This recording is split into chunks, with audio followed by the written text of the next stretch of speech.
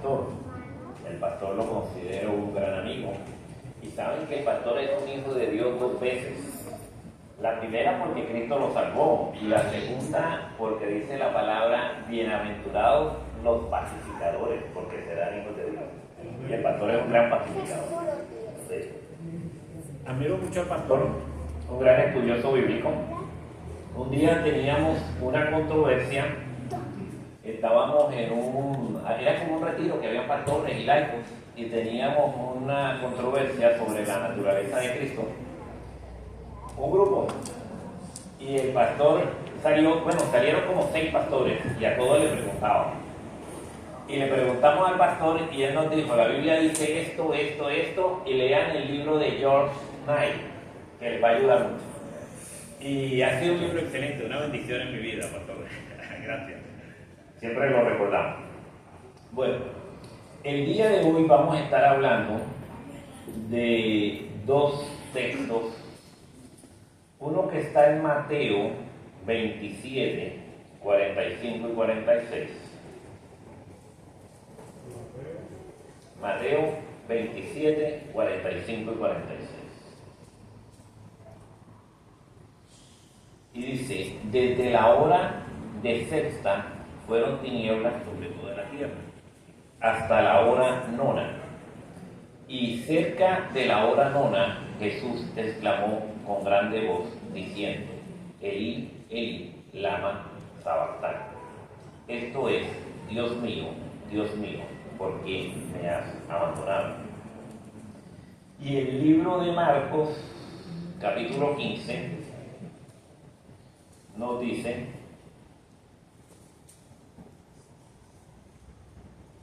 15:34. Y a la hora de nona exclamó Jesús a gran voz diciendo: Eloi, Eloi, lama sabactani, que declarado quiere decir: Dios mío, ¿por qué me has desamparado?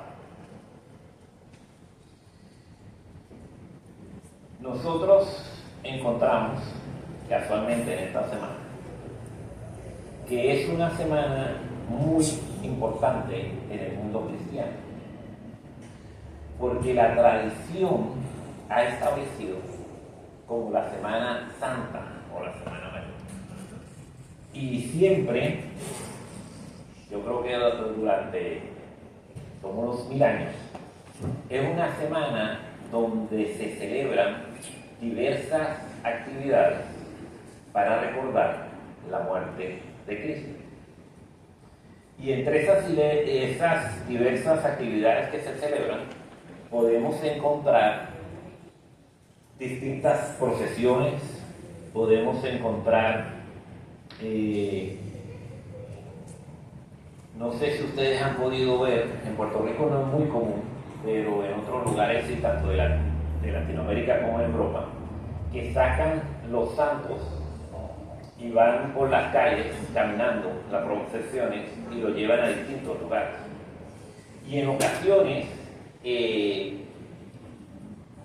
vamos a decir, esos santos o esas decoraciones que ellos entienden que tienen que ver con hechos de la vida de Jesús, llegan a pesar muchísimo. Hay unas que pesan como 2.500 libras, 2 toneladas y media, y necesitan como 60 personas para cargarlas. Hay unas que usan más gente todavía, que tienen más. Pero todo esto se ha originado basado en la tradición. Yo sé que alguna de las personas que está aquí me puede decir: bueno, ¿y qué es la tradición? Normalmente en el cristianismo, la tradición se ha dividido en 2 partes. En una tradición apostólica, que es la que se dice que originó la Biblia, del Espíritu Santo, a través de sus discípulos, originó la Biblia, la Sagrada Escritura. Y hay una tradición eclesiástica, que ellos piensan que está al mismo nivel que la Biblia, porque ellos dicen: el Espíritu Santo ha inspirado a estos líderes de la iglesia que han hecho la tradición eclesiástica.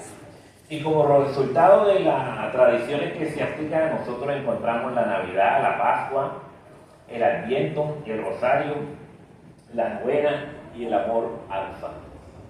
Ahora bien, Martín Lutero, después de analizar durante mucho tiempo lo que era en sí la tradición, llegó a la conclusión de que la única tradición era la tradición apostólica, la tradición que hace la Biblia. Y él entiende que las otras tradiciones, basadas en las tradiciones eclesiásticas, no son bíblicas, no tienen un punto de apoyo bíblico. Por eso, el cristianismo está dividido en dos grandes grupos: los que aceptan la tradición eclesiástica y los que no aceptan la tradición eclesiástica. En la Semana Santa se acostumbra normalmente predicar sobre las 7 palabras. Las 7 palabras son las 7 frases que dijo Jesús en su momento de morir. Entonces, si nosotros buscamos en la Biblia, la primera la encontramos en Lucas 23:34, que dice: Padre, perdónanos porque no saben lo que hacen.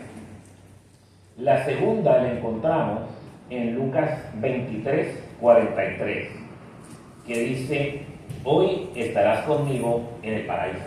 La expresión que Jesús le dijo al ladrón que estaba a su lado. La tercera la encontramos en Juan 19:26 al 27, que es: mujer, he ahí tu hijo, hijo, he ahí tu madre. La cuarta la encontramos en Mateo 26:46 y en Marcos 15:34, que fue la que habíamos leído. Dios mío, ¿por qué me has desamparado? La quinta la encontramos en Juan 19:28, que decía Jesús: tengo sed. La sexta la encontramos en Juan 19:30, consumado es. Y la séptima: Padre, en tus manos encomiendo mi espíritu, Lucas 23:46. Si se dieron cuenta, todas están en Lucas y en Juan, excepto la que habíamos leído al principio: Dios mío, ¿por qué me has desamparado?, que está en Mateo y en Marcos. La pregunta que nos surge es: ¿por qué toda la cristiandad piensa que Jesús murió abandonado por el Padre? Se ha convertido prácticamente la tradición en una norma de fe. Todos pensamos así, o la mayoría pensamos así. Y esa forma de pensar viene del mundo judío, porque para los judíos Dios es bueno y siempre ayuda a los buenos. Y para eso hay varios ejemplos. Si usted ve la vida de José, los hermanos lo venden como esclavo, lo ponen en un pozo, trabaja en casa de Potifar, termina preso, sale de la cárcel, pero ¿dónde termina José? De príncipe de Egipto. Porque Dios siempre ayuda a los buenos. Usted ve la vida de Daniel. Daniel es llevado esclavo a Babilonia. Lo primero que cuando llega a Babilonia tiene problemas con la comida. Dice: yo no como esto es sacrificado a los ídolos y es inmundo. Le dan una comida diferente, viene el examen, Daniel es el mejor. Daniel descifra el sueño de Nabucodonosor, Daniel es el gobernador. Los compañeros cuando hay que adorar la estatua, ellos van al sitio, no lo hacen, lo echan al horno de fuego, pero Dios los salva, porque Dios siempre ayuda a los buenos. Daniel sigue orando cuando sale el decreto que no debe orar. Daniel lo echan en el foso de los leones, pero Dios libra a los buenos. Daniel se salva. Pero entonces, ¿qué pasa con Jesús? Si usted va a Juan 19:7, ¿qué nos dice?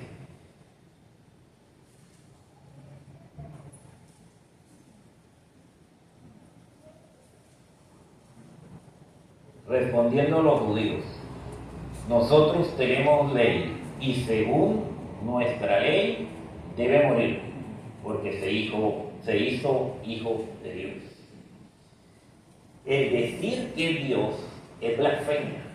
Por eso mataron a Cristo, porque blasfemó. Si ustedes ven en la ley de Moisés, ir en contra de los mandamientos que tienen que ver con Dios, la idolatría, el sábado, blasfemar, se pagaba con muerte. Esa era la ley de Moisés. Ir en contra de los mandamientos que tienen que ver con las personas, algunos se pagaban con muerte, otros no. Ejemplo, todos los delitos sexuales se pagaban con muerte. Todos los asesinatos se pagaban con muerte. Ahora, cuando era un homicidio sin culpa, no, podía escaparse, podía salir corriendo y ir a la ciudad de los levitas. Cuando era un ladrón, tenía que pagarlo 3 veces, pero no moría. Entonces había una diferencia. Pero en este caso, están acusando a Jesús de blasfemia y por eso tenía que morir.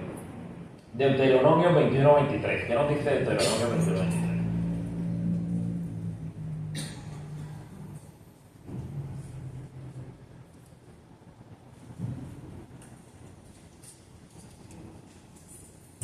No estará su cuerpo por la noche en el madero, mas sin falta lo enterrarás el mismo día, porque maldición de Dios es el colgado. El que moría crucificado era maldito de Dios. O sea, que para la mente judía, Cristo había blasfemado, tenía que morir. Era maldito por haber muerto en una cruz y había sido abandonado por Dios, porque no era bueno. Y esa forma de pensar pasó al mundo cristiano. Cuidado, cuando la tradición se vuelve doctrina. La cruz fue la tentación más grande que Cristo sufrió. Cuando Cristo fue tentado en el desierto, que le dijeron: haz que todas esas piedras se vuelvan pan. Probablemente si aquí hay uno no desayunó hoy, a esta hora, puede ser que eso sea una tentación. Pero para Jesús no, aunque lleva 40 días. Cuando Jesús fue llevado a la torre del templo, le dijeron: salta, que a tus ángeles mandará para que tu pie no tropiece en piedra. Eso no fue tentación para Jesús. Él sabía mejor la palabra del que se le estaba citando. Cuando Jesús fue llevado y le mostraron todos los reinos de este mundo y le dijeron: si adoras a Satanás, no vas a morir, no vas a tener problemas, todos los reinos serán tuyos. Que es una tentación que caen mucho los artistas y cantantes hoy en día. Para Jesús no fue tentación. Pero estar en la cruz, muriendo por los pecados de otros, porque Jesús no pecó. Estar en la cruz cuando te dicen: si eres el Hijo de Dios, siendo el Hijo de Dios, baja. Era una tentación muy grande. Y Jesús no cayó en la tentación. No cayó en la tentación. Ahora bien, para nosotros poder entender esa frase que sale en Mateo y que sale en Marcos, donde nos dice: mi Dios, ¿por qué me has desamparado? Nosotros tenemos que ir a Lucas 24:44, porque en Lucas 24:44 nos dice: todos se lo he dicho a ustedes, busquen en los salmos, busquen en los profetas y busquen en la ley. O sea, que Jesús mismo nos da la clave para entender su palabra.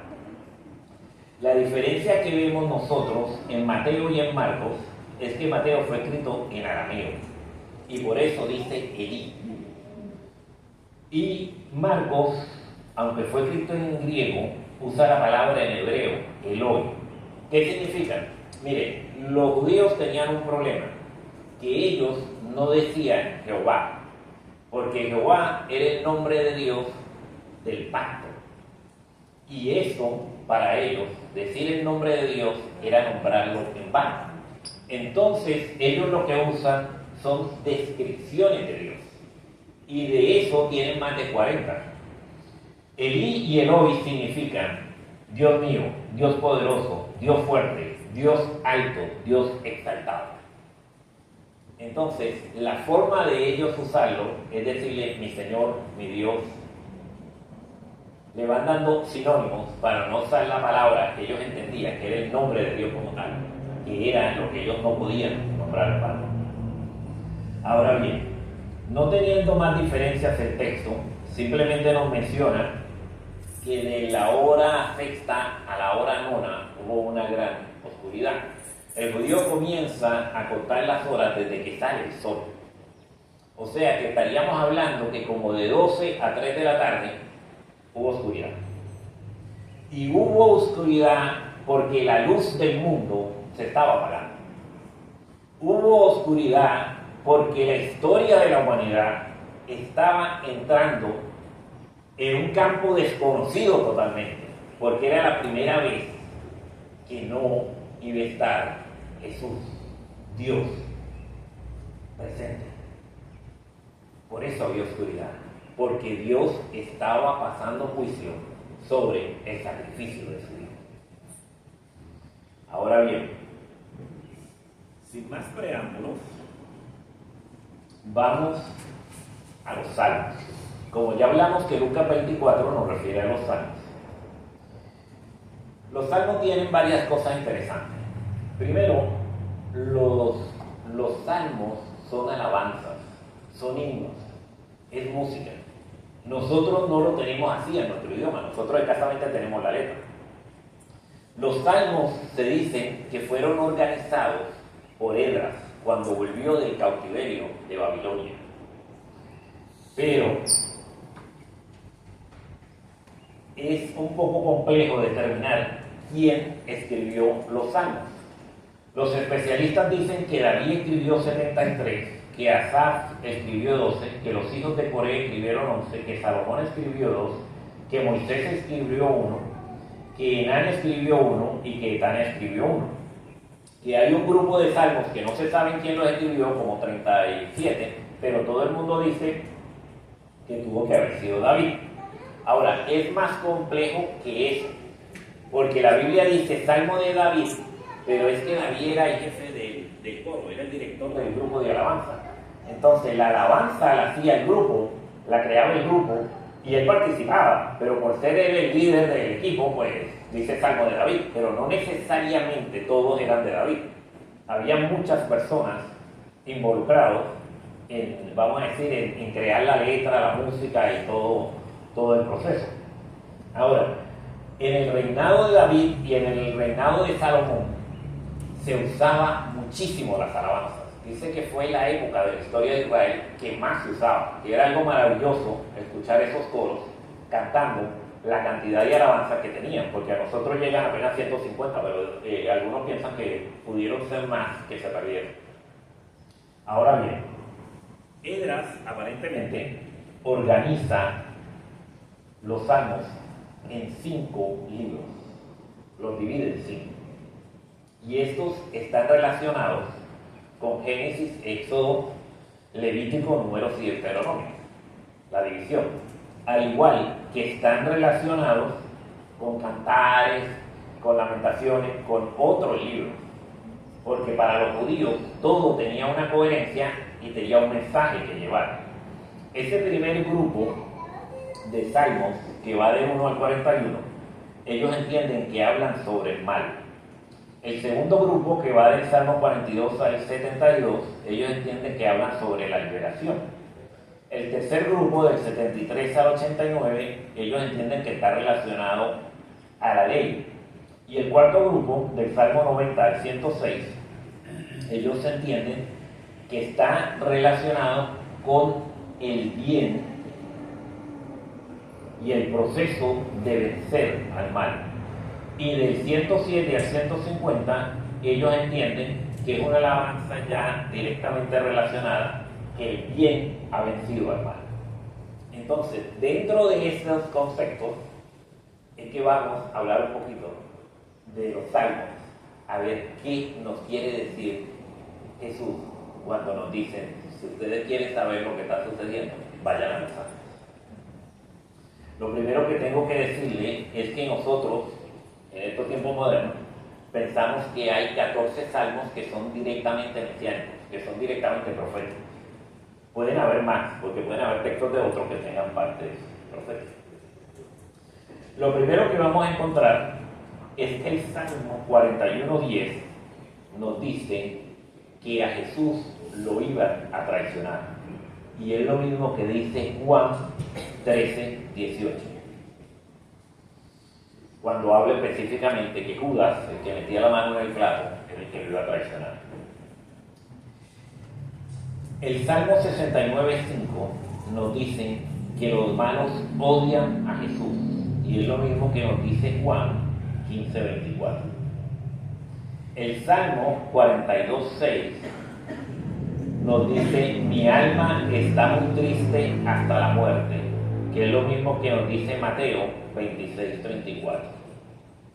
Salmo 46:10 nos habla del yo soy, que es exactamente lo que nos dice Juan 6:36, que dice yo soy el pan de vida. Juan 8:12 nos dice yo soy la luz del mundo. Juan 10:17 nos dice yo soy la puerta.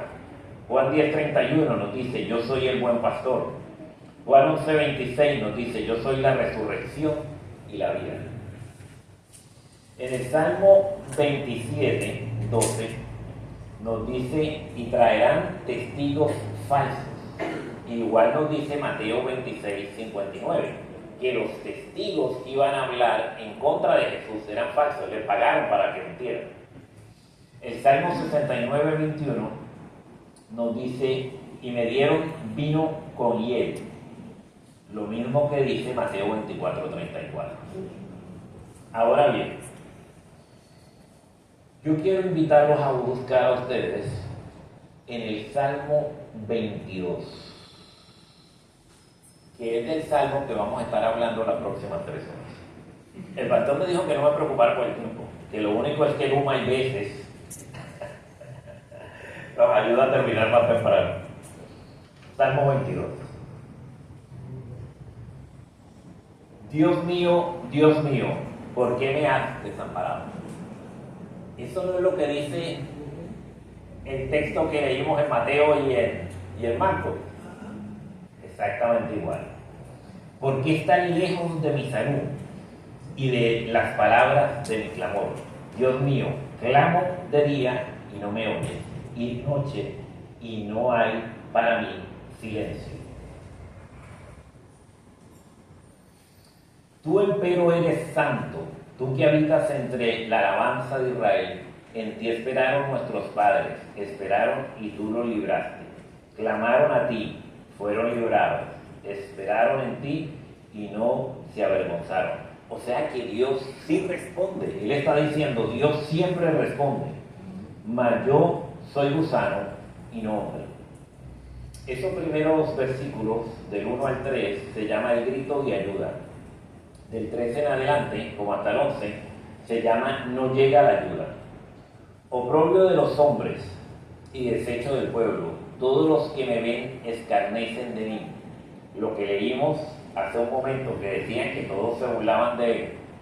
Estiran los labios y menean la cabeza diciendo, remítese a Jehová, líbrelo, sálvale, pues que él se complacía. Espero, tú eres el que me sacó del vientre, el que me haces esperar desde que estaba en los pechos de mi madre. Sobre ti fui echado desde la matriz, desde el vientre de mi madre, tú eres mi Dios.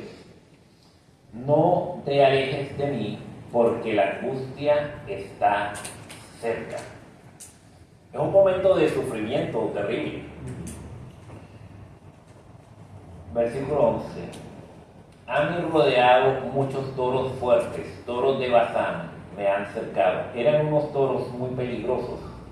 De niño una vez tuve la oportunidad de estar en un lugar donde había toros de lidia, lo que usan para las corridas de toros.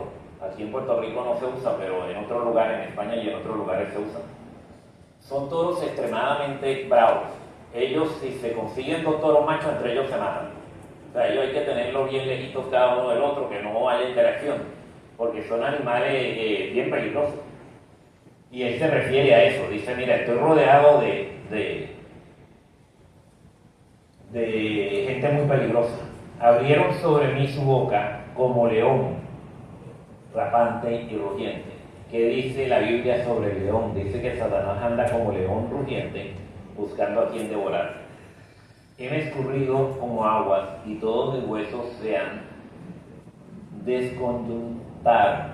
Mi corazón fue como cera deslizándose en medio de mis extraños. O sea que del estrés, de la presión, se estaba derritiendo, deshaciendo. Secóse como un tiesto mi vigor y mi lengua se pegó a mi paladar. ¿Qué leíamos? Que tuvo sed y que le dieron vino con hielo. Y me has puesto en el polvo de la muerte, porque perros me han rodeado. Los perros salvajes son muy peligrosos porque son como los lobos, que lo atacan a uno y lo pueden matar sin problema. Heme cercado cuadrilla de malignos. Horadaron mis manos y mis pies. Lo crucificaron, le clavaron los clavos en las manos y en los pies. Contar puedo todos mis huesos, ellos miran, considerar. Era la costumbre que para que no quedara varios días en la cruz, porque era un favor que le hacían, los romanos usaban la crucifixión para que la persona durara semanas ahí, agonizando. Ese era el propósito. Para que fuera ejemplo a los que se oponían al Imperio Romano.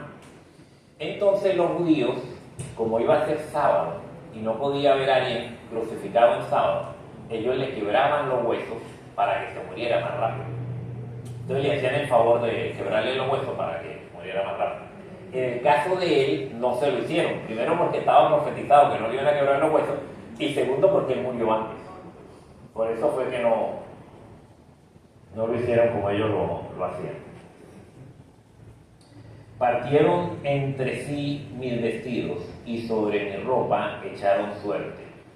Mas tú, Jehová, no te alejes. Estaba profetizado de que ellos se iban, los soldados romanos se repartieron la ropa de Jesús, y cuando llegaron a la túnica era especial, era la de un rabí que no tenía costuras, era tejida. Entonces, como era una prenda costosa, decidieron echar suerte y no romperlo.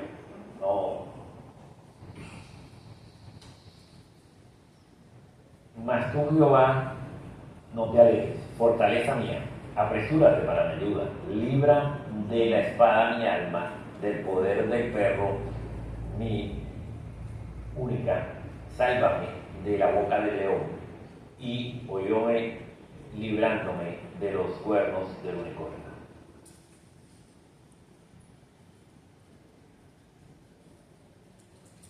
Vamos al versículo 23. Los que teméis a Jehová, alabadle, glorificadle simiente toda Jacob, y tened de él vosotros simiente todo Israel. Esos versículos 24 y 25 se llama El Señor responde, porque no menospreció mi abominio la aflicción del pobre, ni de él escondió su rostro, sino que cuando clamó a él, oyóle. De ti será mi alabanza, en la grande congregación, mis votos pagaré delante de los que le temen. Entonces, en el versículo 27 nos dice, en la segunda parte, y se humillaron delante de ti todas las familias de las gentes. También es profético esa parte. No sé si ustedes se recuerdan el texto que dice que toda rodilla se doblará ante Jehová. Entonces nos dice el versículo 28, porque Jehová es el reino, y él se enseñoreará de las gentes. Y vuelve a decirnos en el 29, se llama alabanza a Dios fiel, esos versículos que vienen. Comerán y adorarán todos los poderosos de la tierra, postraránse delante de él todos los que descienden al polvo. Si bien ninguno puede conservar la vida en su propia alma, la posterioridad le servirá, y será ella contada por una generación de Jehová. Vendrán y anunciarán al pueblo que naciere su justicia, que es. Como usted puede notar, el Salmo 22 es totalmente un salmo profético. Entonces, la pregunta es, cuando Jesús estaba diciendo allá, Dios mío, ¿por qué me has desamparado? ¿Realmente usted piensa que Jesús se sentía desamparado? ¿Estaba diciendo que estaba desamparado? ¿O será posible que Jesús estaba repitiendo el Salmo 22? Porque el Salmo 22 se llama la oración del justo. Y el Salmo 23 se llama el buen pastor. Y el Salmo 24 se llama el Rey de Gloria. Yo tengo la convicción de que Jesús no murió abandonado por el Padre. Porque Dios nunca abandona a sus hijos. Pero no es porque yo lo crea, es porque lo dice la Biblia. Si usted va a Juan 16:32, va a encontrar: me dejaron solo, mas no estoy solo, porque el Padre está conmigo. ¿Qué sucedió? Cuando a Jesús lo cogen para crucificarlo, todos salieron corriendo. Hasta Pedro, que era el más valiente, después de que lo negó el día que estaban juzgando a Jesús, se fue. Todos salieron corriendo. En la cruz solo habían 5 personas con Jesús: la mamá, María Magdalena, Juan y 2 personas más. Y ahí es cuando le dice a Juan: ahí tu madre, y nadie le dice. Estaba solo, lo habían abandonado, pero él le dice: pero mi padre está conmigo. O sea que nunca hubo ese abandono del Padre. Si usted va a Juan 17:5, dice: ahora pues, Padre, glorifícame, tú a tu lado, con aquella gloria que tuve contigo antes que el mundo fuese. ¿Y qué nos dice 2 Corintios 5:19? Dios estaba en Cristo reconciliando consigo al mundo. El Padre nunca abandona a sus hijos. Aunque ande en valle de muerte, de sombra de muerte, no lo abandona. Cristo no fue una víctima inocente. Cristo sabía a qué vino a este mundo. Y vino a este mundo porque tenía que morir para salvarnos. Era la única forma de lograr reconciliar al ser humano. Llevó la carga del pecado, fue difícil. Sintió la separación que da el pecado del Padre, se siente. Pero eso no significa que está abandonado por el Padre. Y eso no significa que el Padre no está abandonado. Ahora, la pregunta en el día de hoy es: ¿vamos a creer a la tradición o vamos a creer a la Biblia? ¿Estamos abandonados por el Padre o estamos por el Padre? Los que quieran caminar con el Padre, los que quieran caminar con Jesús, pónganse de pie, vamos a orar.